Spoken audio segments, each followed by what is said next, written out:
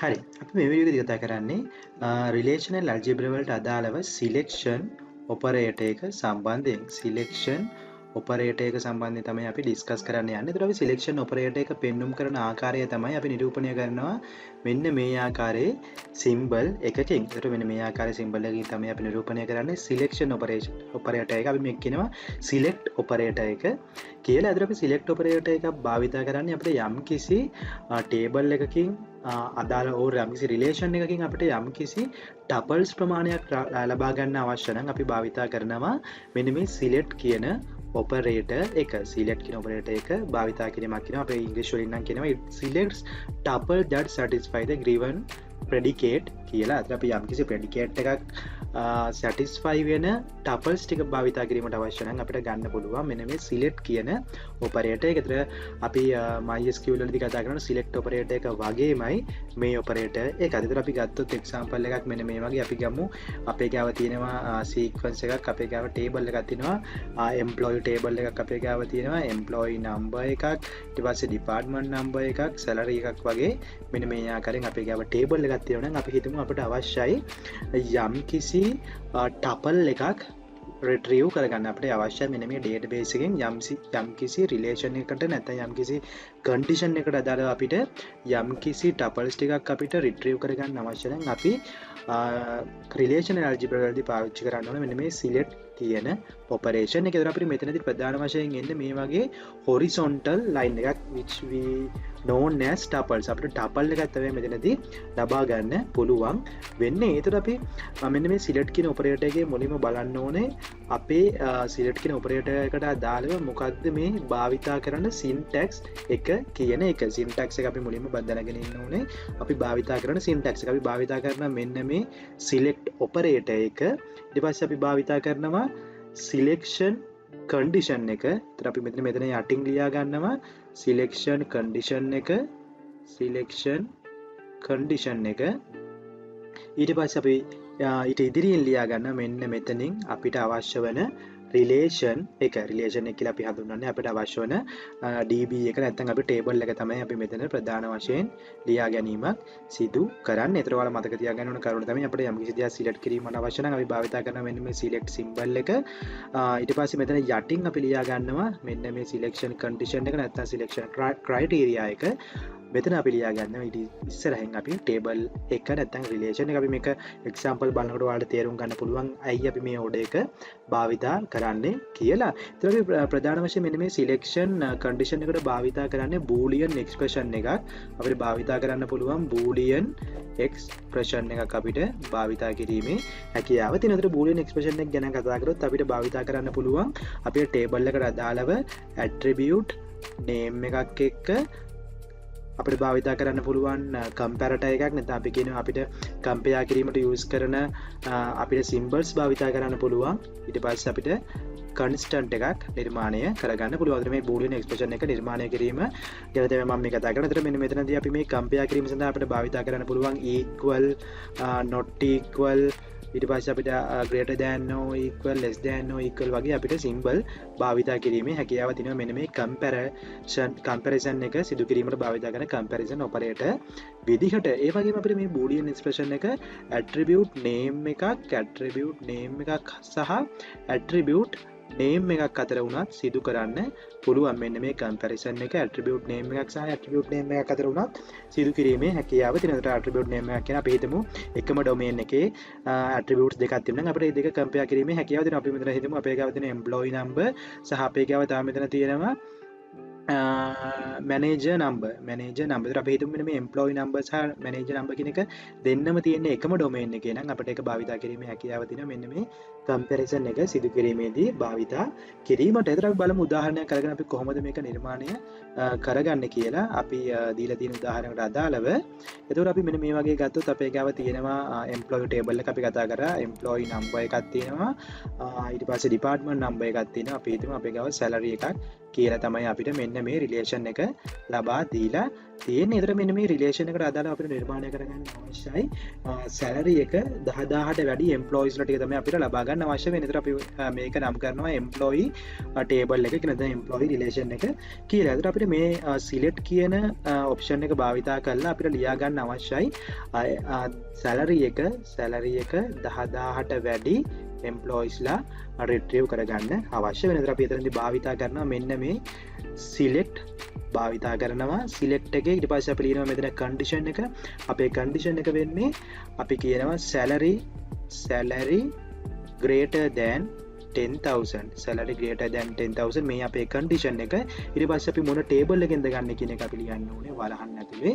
මෙන්න මේ ආකාරයෙන් employee table එකෙන් තමයි ගන්න ඕනේ තියෙන එක. ඒතර අපිට මෙන්න මේ ආකාරයෙන් ලියා ගන්න පුළුවන් අදාළ expression එක. අපි හිතමු අපිට තව දීලා තියෙනවා department number එක 4 department number එක 4 වෙන employees list එක select කරලා දෙන්න කියලා. ඒතර අපිට ඒක ලියා ගන්න පුළුවන් මේ ආකාරයෙන් අපේ select symbol එක අපිට ලියන්න පුළුවන් department number සමානයි 4 අපිට ගන්න ඕනේ මෙන්න මේ employee කියන table එකකින්. එතන මේ ආකාරයෙන් අපිට ලියා ගන්න පුළුවන්. මේක ඇවිල්ලා අපේ condition එක අපි ලියන්න අවශ්‍ය වන condition එක. ඒතර මෙතන අපිට භාවිතා කරන්න පුළුවන් ඕනෑම operator එකක් equal not equal greater than less than greater than or equal less than equal වගේ අපිට operators භාවිතා කරන්න පුළුවන් මෙන්න මේ comparison එක සිදු කරගන්න. ඊට පස්සේ අපි බලන්න ඕනේ මෙන්න මේ වගේ කරුණක් අපි හිතමු අපිට දීලා තියෙනවා salary එක 10000ට වැඩි department number එක 4 වන employees ලගේ details ලබා දෙන්න කියලා අපිට දීලා තිබුණත් example එකක්. අපි ඒක කොහොමද ලියන්නේ කියලා අපිට බලන්න අවශ්‍යයි. ඒක ලියන්න අපිට ප්‍රධාන වශයෙන් ක්‍රම 3ක් භාවිතා කරන්න පුළුවන්. ඒතර අපි පළවෙනි ක්‍රමයේදී අපි කියනවා මෙන්න මේ select operator එක commutative කියලා. commutative කියලා කියනවා. ඒතර අපිට පුළුවන් මුලින්ම එක කොටසක් retrieve කරලා ඒ retrieve කරපු data වලින් තව අනිත් කොටස retrieve කරන්න. දැන් අපිට මෙතනදී criteria එක තියෙන්නේ salary එක 10000ට වැඩි වෙන්න ඕන, department number එක 4 වෙන්න ඕන. අපිට ඒක මේ අරුවේ කරන්න පුළුවන්. අපි කියමු අපි මුලින්ම retrieve කරගත්ත අපේ database එකෙන් department number එක 4ට සමාන වෙන employees ලා කිහිපය. department number එක 4ට සමාන වෙන employees ටික අපි retrieve කර ගැනීම සිදු කරා.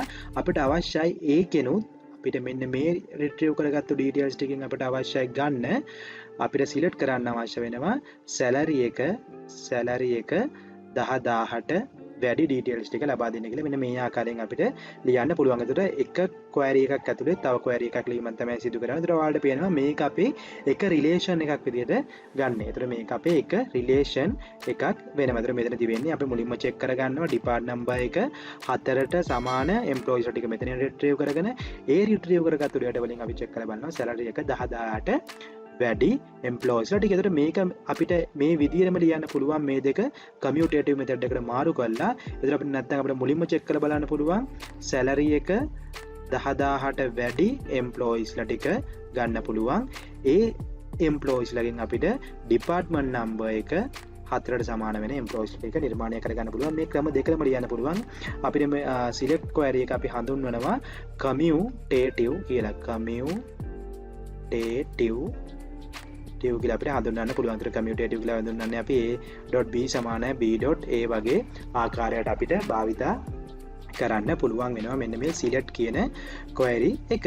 නැත්නම් අපිට අපි කියනවා තුන්වෙනි ආකාරය ගැන කතා කරොත් අපිට මේකම ලියා ගන්න පුළුවන් තව ආකාරයකට.